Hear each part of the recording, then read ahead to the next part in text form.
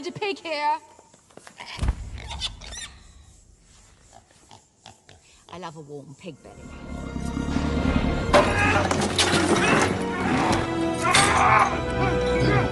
Peter!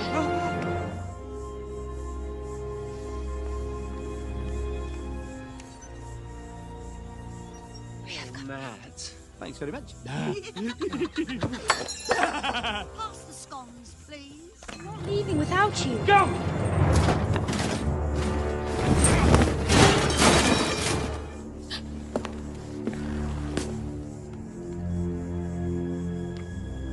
Do sexto ano, boa tarde, aula de teatro, e vocês devem estar aí pensando que foi isso que eu acabei de assistir. Então vamos lá. A gente vai falar um pouco sobre essa questão, mas antes eu vou explicar essa técnica que hoje em dia é muito utilizada em cinema, nas novelas, propagandas de televisão, vídeos de maneira geral.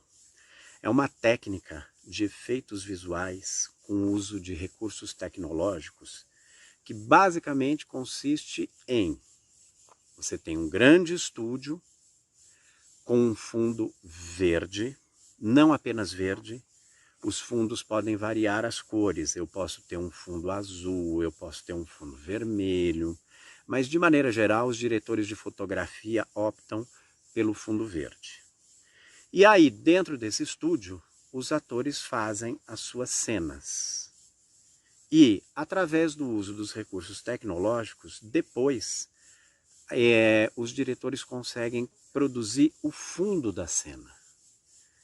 Então, esse recurso, na verdade, ele foi criado, para vocês terem ideia, há mais de 100 anos. A gente nem tinha tanto desenvolvimento tecnológico como hoje. Só que naquela época era de uma maneira muito precária, se usava o preto num fundo de vidro, e essa técnica ela foi se aprimorando, até que mais ou menos em 1940, se eu não me engano, um norte-americano, Lawrence Butler, ele ganhou o Oscar de efeitos especiais por um filme chamado O Ladrão de Bagdá. E se atribui a ele a técnica criada do jeito que a gente conhece hoje. Só que vejam só, isso faz 80 anos. Essa técnica ela foi cada vez mais sendo aprimorada, né? E hoje em dia você vê muitas das cenas de ação, especialmente, sendo gravadas através desse tipo de recurso. Imaginem vocês gravar uma cena de ação numa grande cidade movimentada. Vocês não imaginam o tamanho do trabalho da equipe de filmagem para mobilizar a cidade, para silenciarem as pessoas que passam, para pararem o trânsito, bloquearem as ruas para poderem gravar uma cena como essas, de ação. Então, esse tipo de recurso ele acabou não apenas barateando os custos das produções, como também facilitando e acelerando as filmagens. Porque você basicamente grava tudo dentro de um estúdio e aí depois, através do uso de alguns outros recursos, os diretores de fotografia conseguem colocar os fundos e não apenas os fundos, né? Agora, tem questões importantes aí no uso dessa técnica, né? A primeira delas, normalmente entre o ator e o fundo exige-se uma distância mínima que varia de 4 a 6 metros. Isso para garantir que a qualidade na hora da edição fique muito boa.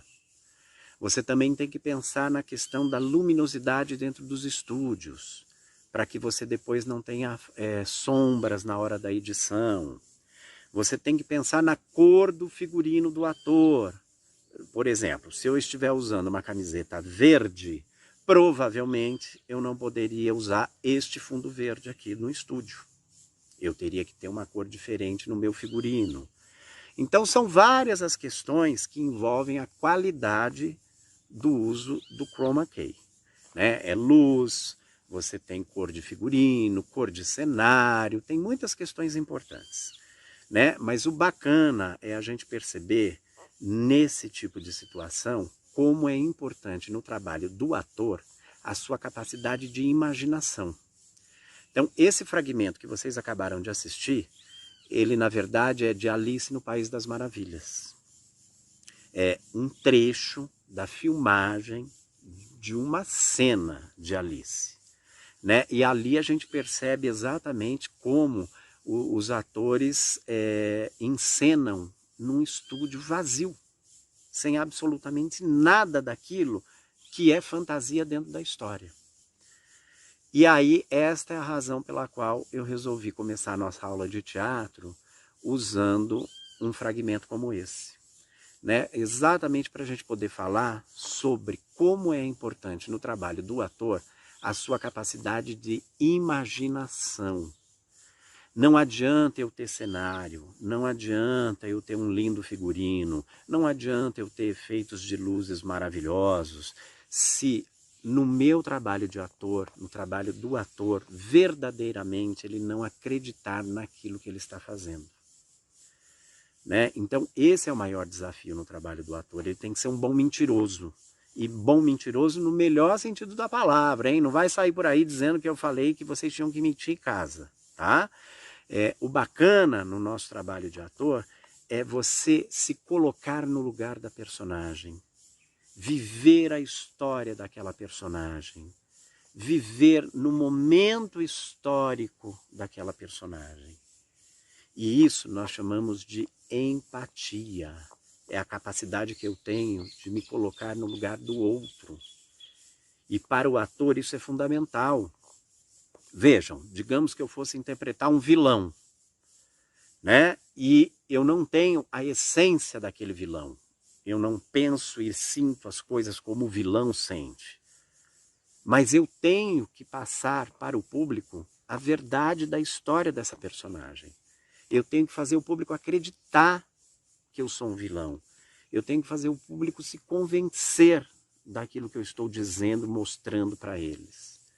E não há outra maneira a não ser você se colocar no lugar da personagem, procurar entender como ela vive a sua história, por que ela vive daquela maneira, por que ela sente as coisas daquela maneira, por que ela pensa as coisas daquela maneira.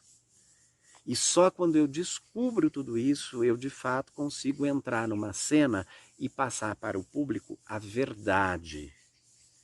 E é isso que o público quer quando ele vai ao teatro. Ele quer acreditar na minha história, né? Eu costumo dizer para vocês, inclusive em algumas turmas eu já dei esse exemplo, que ir ao teatro é como ir a um restaurante. Quando eu peço uma lasanha e a lasanha chega à minha mesa, eu quero uma lasanha saborosa, gostosa. Eu tenho que sair do restaurante dizendo, pô, valeu a pena comer essa lasanha. Estava boa, quero mais. Essa é a relação do público com os atores. Quando o público se senta ali diante de um palco, é como se ele estivesse se sentando na sua mesa, num restaurante. E ele quer degustar aquele prato, ele quer sentir os aromas, ele quer sentir os temperos, ele quer sentir o gosto da lasanha. E isso está no trabalho dos atores.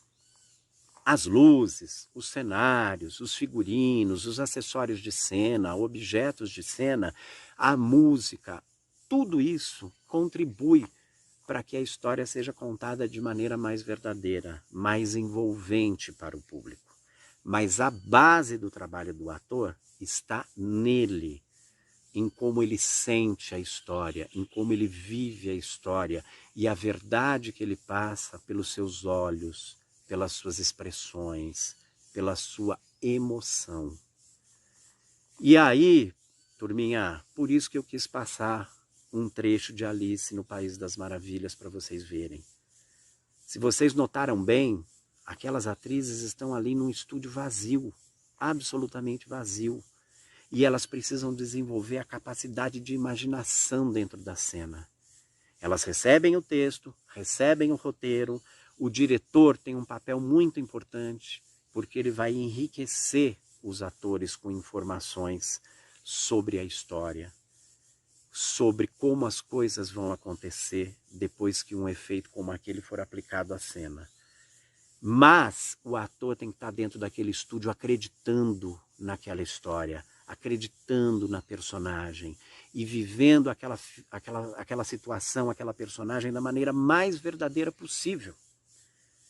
E depois, o resto só enriquece para o público a história, né? Mas a base de tudo mesmo está na capacidade que o ator deve desenvolver na sua imaginação, na sua empatia.